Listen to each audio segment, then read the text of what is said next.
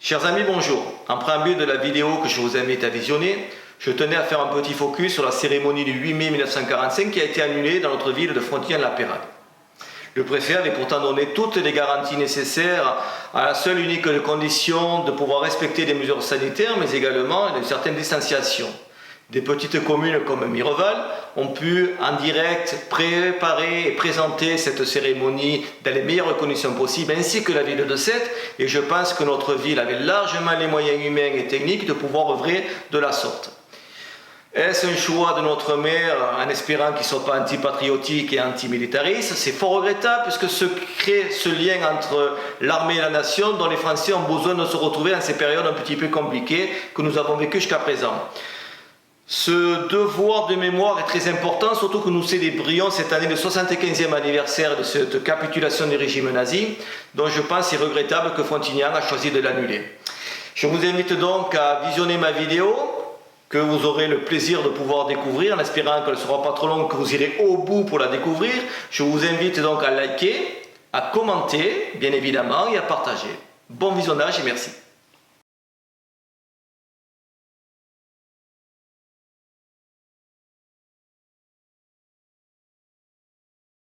Chers amis frontignanais, chers amis lapéradois, bonjour. Je suis ravi de renouer contact avec vous après 2 longs mois de confinement qui nous a amenés tous à respecter certaines consignes sanitaires et une distanciation plus que nécessaire. Je tenais, à travers cette vidéo, à remercier également tout le corps médical qui a œuvré depuis 2 mois pour lutter contre cette crise sanitaire, occasionnant de nombreux décès à travers le médecin, des infirmières, et je voulais justement leur apporter un certain hommage aujourd'hui, car je m'aperçois qu'ils se sont battus de longue date contre ce propre gouvernement qui aujourd'hui est en train de les encenser. C'est un petit rappel que je voulais faire. Pour nous, le moral est au beau fixe, et je voulais également indiquer que nous n'avions déploré aucun malade du Covid-19 à travers nos colistiers, nos militants et surtout nos assesseurs, malgré ce premier tour qui aurait dû, à mon avis, être annulé. Nous allons aborder 4 questions qui m'ont été posées par certains internautes, et la question numéro 1 concerne la réouverture des écoles. Personnellement, j'étais du même avis que le Conseil national de l'ordre des médecins et du Conseil scientifique qui ont émis un avis négatif pour la réouverture de ces écoles, simplement par, prudence et par précaution pour ne pas mettre nos enfants dans des situations un peu compliquées, et notamment le corps d'enseignants et tous les services LEP qui va les obliger à travailler de main de fer pour assurer un maximum de sécurité pour nos enfants, pour les accueillir dans les meilleures conditions sanitaires possibles et inimaginables. J'ai écrit à Pierre Baudouin en date du 30 avril pour justement lui poser la question, savoir son positionnement concernant s'il était pour, contre la réouverture des écoles, comme se sont positionnés pas mal d'ailleurs de maires du département. Il n'a pas daigné me répondre. Voilà, comme à l'accoutumée, il a pris position pour la réouverture des écoles, sachant que dernièrement un article était passé sur Midi Libre où Claudie Menguès, premier adjoint au maire, s'exprime en disant que l'ensemble du conseil municipal avait notamment opté pour l'ouverture des écoles en date du 11 mai, ce qui est totalement faux parce que jamais l'opposition frontignanaise n'a été consultée, et encore moins nous avons eu l'occasion de pouvoir obtenir une réponse de Pierre Baudouin. Voilà, ça je tenais à le signaler. Donc pour nous, cette ouverture d'école n'a pas de sens dans la mesure où jusqu'au 31 mai, ça sera sur une base de volontariat que les parents mettront leurs enfants à l'école, mais à partir du 1er juin, il va bien falloir, à la seule et unique condition que bien sûr ne repartons pas dans une crise sanitaire de nouveau importante, savoir comment on s'organise pour le roulement de nos enfants en présentant un certain nombre d'élèves pour remplir des classes afin qu'on puisse leur assurer un minimum d'enseignement. Ça va être très compliqué, et encore une fois je me répète, je ne vois pas l'intérêt pédagogique d'une telle mesure. Ça, c'était la question numéro 1 à laquelle je répondais. Je vais répondre par contre à la question numéro 2 concernant la gestion de la crise par la municipalité frontignanaise. Nous avons tous constaté les difficultés du gouvernement d'Emmanuel Macron dans la gestion de cette crise, disant tout son contraire, notamment à travers sa porte-parole Sibène Ndiaye, qui n'a pas hésité à prendre des positions un petit peu, je dirais, farfelues sur le port du masque, et notamment le positionnement donc des ministres qui disaient blanc un jour et qui recevaient un contre-ordre le lendemain d'Emmanuel Macron pour dire au noir. Voilà, ça, on a maintenant l'habitude de la façon de procéder du gouvernement Macron, on a pu s'inquiéter. Mais Frontignan, c'est assez particulier. Nous avons eu droit à une petite vidéo de Pierre Vaudois qui expliquait que la ville se mettait à l'entière disposition des habitants de Frontignan pour leur amener justement un certain soutien à travers cette crise sanitaire.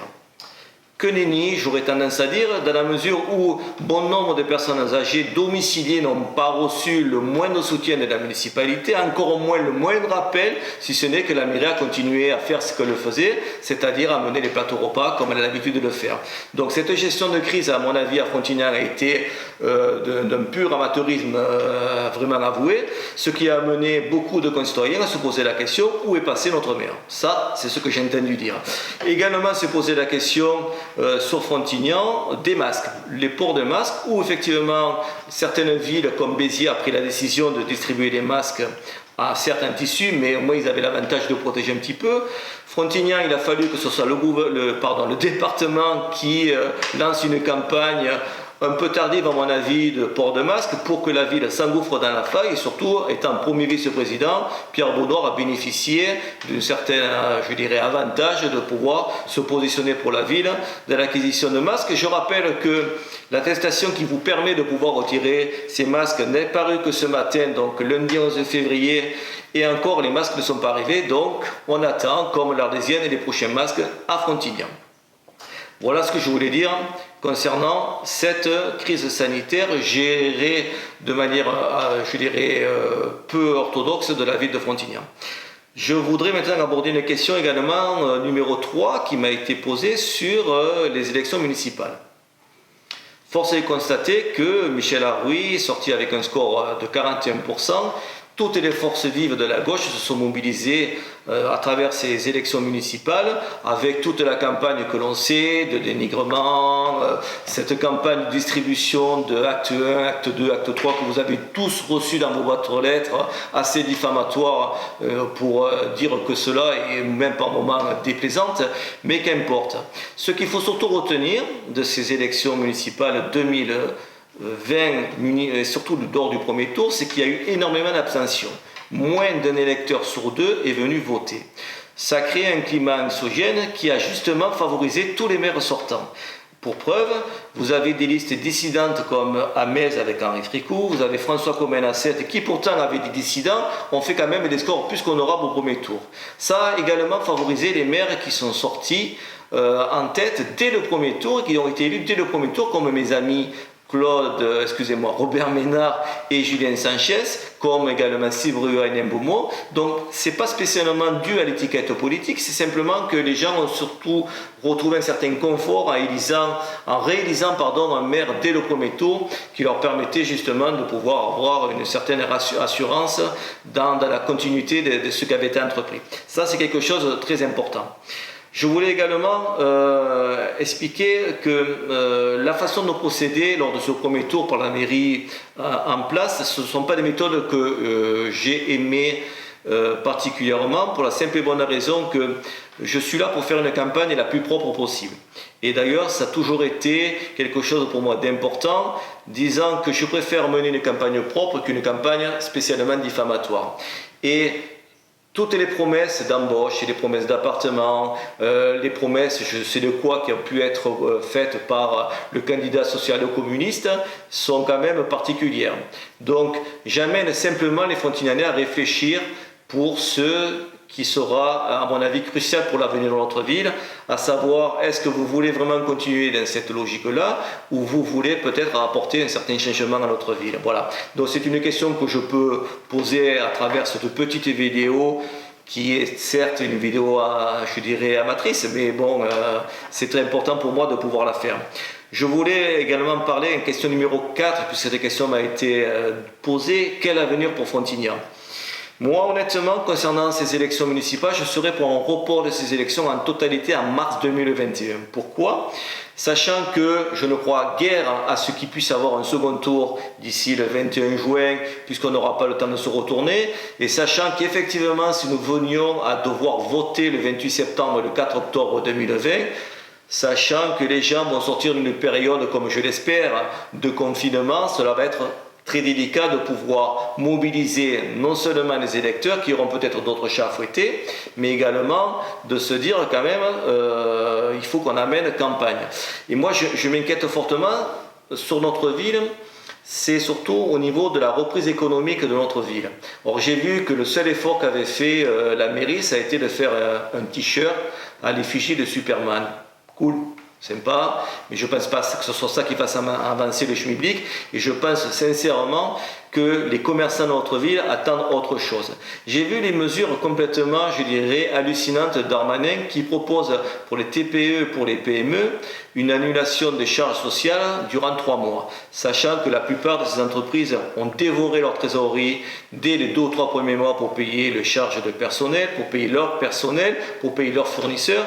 Je ne pense pas que cela puisse leur permettre de pouvoir rebondir très facilement prochainement. C'est pour cela que je vais prendre position également pour la réouverture de tout ce qui irait bar, restaurant, bien sûr en appliquant toujours pareil le respect de ces consignes sanitaires et une certaine distanciation, mais je pense que dans une ville balnéaire comme la nôtre, il est important de pouvoir permettre à tous les commerçants de pouvoir se retrouver. J'espère d'ailleurs à ce sujet que la mairie pourra œuvrer dans ce sens et faire vraiment la promotion du commerce local, puisqu'on a vu les limites du non-localisme avec tous les produits qui arrivent de Chine et tous les problèmes que ça peut poser. Moi j'aimerais que la ville, et notamment Pierre Baudouin, prenne une décision forte pour les commerçants. C'est-à-dire que cette année, je lui préconiserai de supprimer la taxe locale de publicité extérieure qu'on appelle donc la taxe locale, la TLPE, qui leur permettrait justement de pouvoir, à ces commerçants, de voir que la mairie fait un geste fort pour eux. Et effectivement, le manque à gagner, c'est ce qu'on va me rétorquer. J'entends d'ici, je dirais, la municipalité me dire, Monsieur Prato, bien entendu, ça va être un manque à gagner très important pour le budget de la ville. Sachant que cette année, le FIRM va être reporté au mois d'août, et encore s'ils peuvent le tenir, mais je pense que le budget communication du FIRM cette année a quasiment doublé. Donc l'argent, on peut le trouver quand on veut. Ça sera un geste fort pour nos commerçants locaux. Je pense qu'ils apprécieront fortement.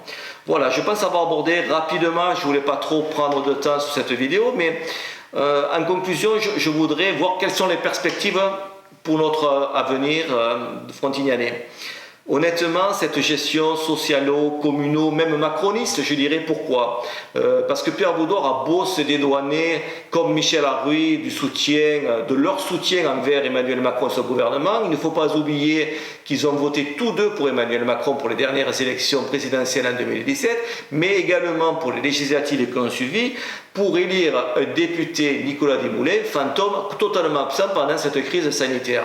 Donc je pense que je peux facilement les associer aux mesures macronistes, ça ne va pas leur plaire, ça j'en suis conscient, mais surtout, ce que j'aimerais faire comprendre aux Frontignanais, c'est qu'il faut arrêter et rompre avec ces méthodes depuis 25 ans qui ont amené notre ville à se paupériser, notre ville dans une situation économique problématique où règne de plus en plus d'insécurité, de trafic de drogue en tout genre et où la municipalité ferme les yeux sur ce qui se passe. Ces méthodes-là de copinage, de clientélisme, puisque c'est exactement ce qu'on peut retrouver, doivent cesser. Il est anormal qu'une ville comme Frontignan de 23 000 habitants doive supporter ça, tout ça parce que c'est leur façon, c'est leur fonds de commerce, c'est leur façon d'agir et je pense qu'il est grand temps maintenant de rompre avec cela. Donc ces élections municipales où nous étions 5 listes en liste, puisque c'est le cas de le dire, vont amener un visage totalement différent lors du prochain scrutin, à savoir si certains candidats vont continuer à se présenter puisque certains scores leur permettront de le faire, ou on va œuvrer intelligemment et se dire qu'après tout, on va tous œuvrer dans le même bateau pour lutter contre cette gestion qui, à mon avis, a montré ses limites depuis 25 ans, qui va reconduire Michel Arruy à reproduire le même schéma que Pierre Baudouin, avec les mêmes méthodes, avec les mêmes façons d'agir, avec une clientèle aboutie et surtout entièrement dévouée à leur cause, mais avec le charisme nettement moindre de Pierre Baudouin à la présence de Michel Arruy. Donc voilà, je voulais dire que la liste Agir pour Frontignan sera toujours présente sur le terrain, sera à votre écoute, et je pense que nous sommes la seule alternative actuellement sur Frontignan pour vraiment rompre avec ce système socialo-communiste qui a mené notre ville dans cette situation. Je vous remercie.